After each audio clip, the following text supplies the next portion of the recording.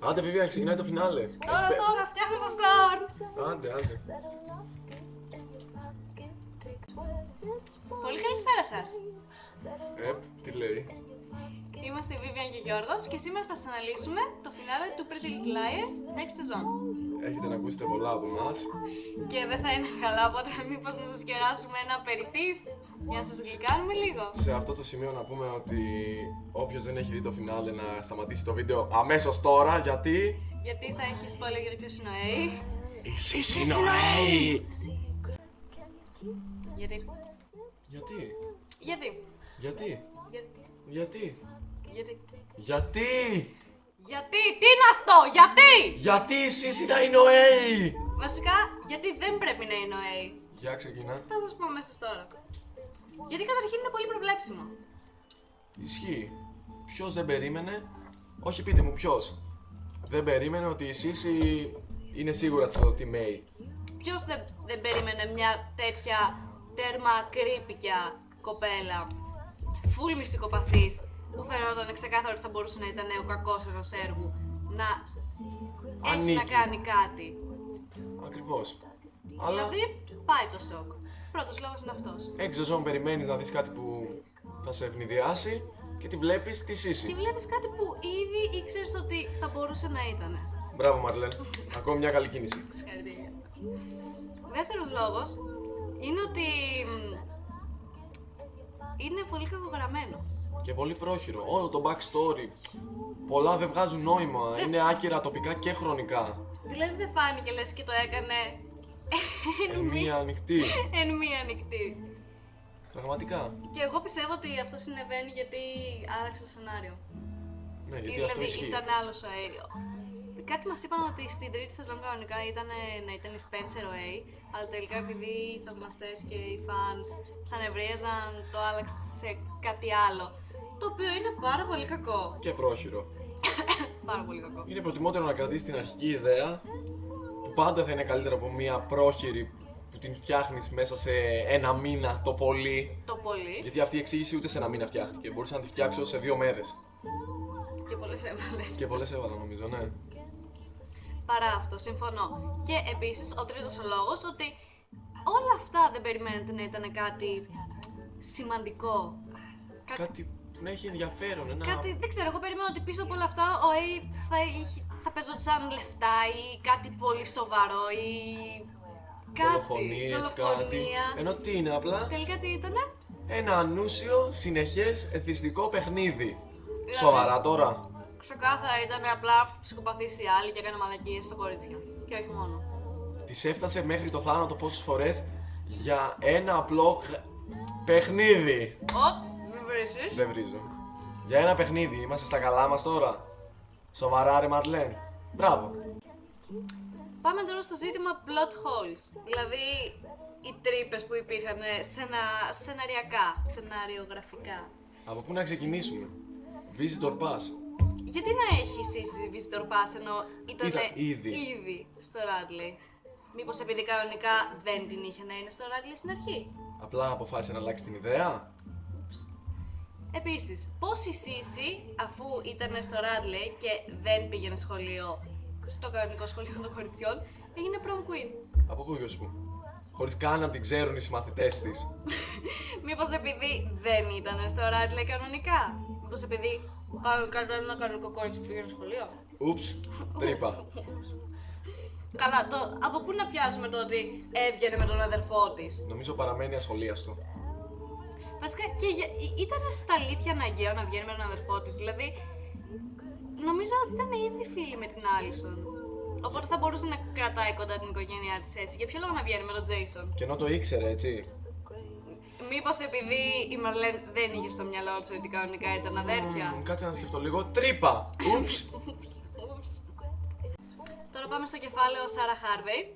Του πιο μισή χαρακτήρα 6 σεζόν τώρα με διαφορά. Φάγαμε ακόμα μία μεγάλη ξενέρα. Και για εξήγησε το λόγο.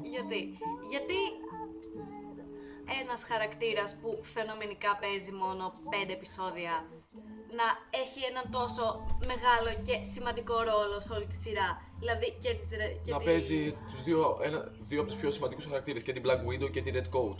Ναι, Πώς γίνεται αυτό? Ποιος που. Βασικά, καταρχήν, ποια είναι τα κίνητρά της. Ποια είναι τα κίνητρά της, για ποιο λόγο να βοηθάει την Σύση, για ποιο λόγο τόσο καιρό να βασανίζει κάποια κορίτσια που ούτε καν τα ξέρει και να μένει τόσο καιρό μακριά από την οικογένειά της και τους φίλους της στην ουσία.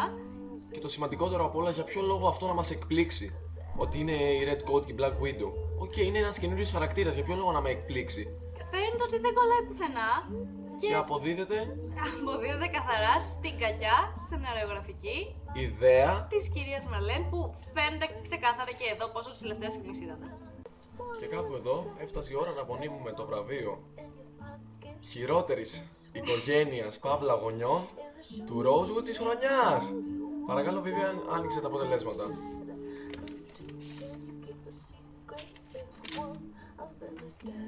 Και το βραβείο της χρυσής σάπιας μπανάνας απονέμεται στην οικογένεια Ντελορέντης.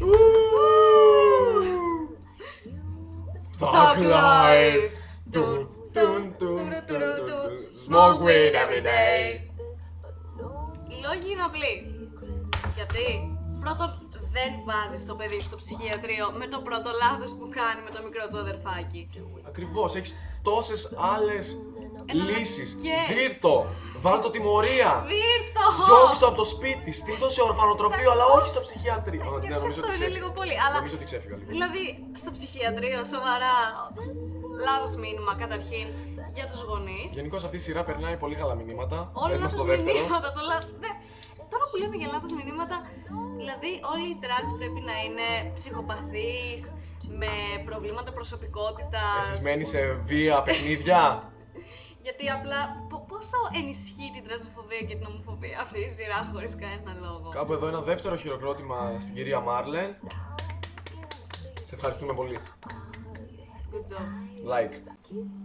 Ένα άλλο ερώτημα που έχουμε από γενικότερα, όχι μόνο το τελευταίο επεισόδιο και όλη η σειρά, πού είναι οι ακόλουθοι χαρακτήρες?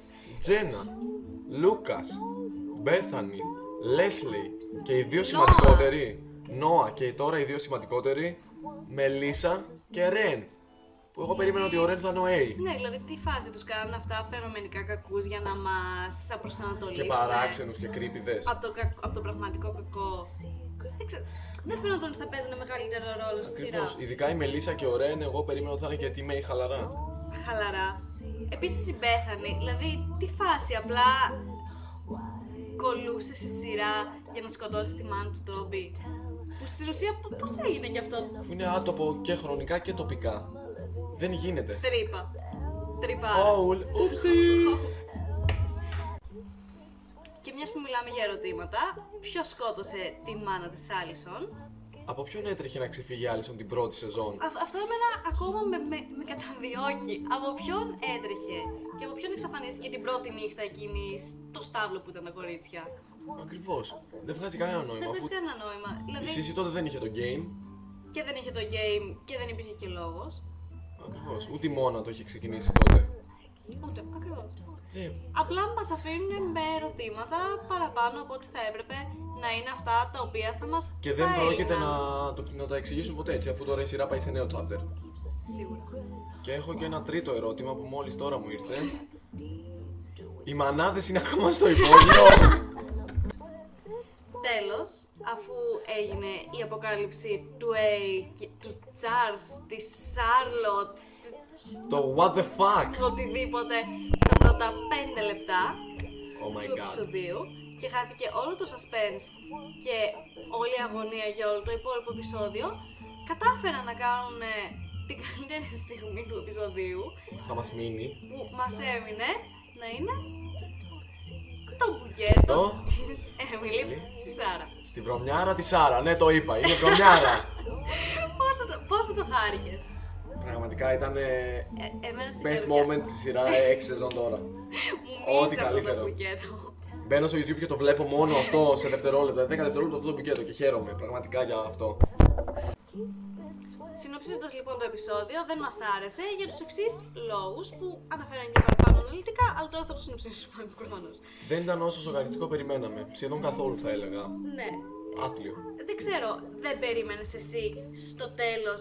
Το διαφημίζανε τόσο πολύ ότι θα είναι τόσο απρόβλεπτο, το οποίο Το καλύτερο επεισόδιο της σειράς με διαφορά και το δεν ένα. έπρεπε να είναι. Δηλαδή, από μία σειρά που τραβάει 6 σεζόν και τώρα και 7, δεν περίμενες να είναι κάτι Το απόγειο. το απόγειο. Να σε Δηλαδή, άμα τρελάνει, ρε θέλανε παιδί να μου. βάλουν τη Σύση με αυτή την ψευτοεξήγηση, ας το κόβανε στην τρίτη σεζόν. Τώρα, όταν το κάνουν έτσι, εμένα αυτό το πράγμα με προσβάλλει ως τηλεθεατή, προσβάλλει την νοημοσύνη μου. Εννοείται. Νιώθω ηθικά βιασμένη. Πραγματικά. Μα ξυπνάς εκείνο το πρωί του φινάλε, δεν μπαίνεις Facebook, δεν μπαίνεις πουθενά για να μην δεις spoiler. Και βλέπεις αυτό. Και μετά έχεις αυτή τη χαρά, την προσμονή να δεις το τέλειο να σε τρελάνει και βλέπεις αυτή τη βλακεία. Για να μην πω κάτι άλλο. Δεν βρίζουμε. Επίσης ήταν πρόχειρο, κακογραμμένο, βιαστικό Χωρίς καμιά προμελέτη ώστε να κλείσουν όλες οι τρύπες. και κατάφερε να είναι γεμάτο plot holes. Και δεν ξέρω, δηλαδή οποιοδήποτε άλλος εμένα θα με ικανοποιούσε προσωπικά μέχρι και οι μανάδες Δεν να θα ήταν ήταν. προτιμότερο να ήταν team οι 4 μανάδες. Πόσο μπάντα θα ήταν. Πόσο σοκαριστικό, πόσο δεν θα το περιμένατε. Μέχρι και η Έμιλι να Ακόμα ήταν. και η Έμιλι, χαζό Έμιλι. Η Έμιλι, επειδή δεν μου έκατσε η Άλισον, είμαι ο A.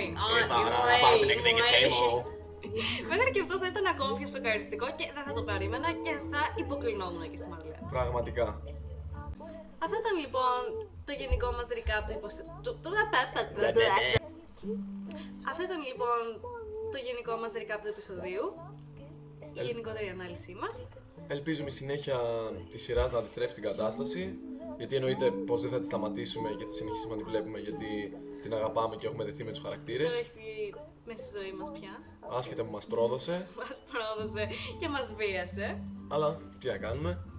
Περιμένουμε τα δικά σας σχόλια για το αν συμφωνείτε που πρέπει να συμφωνείτε μαζί μας. Εννοείται.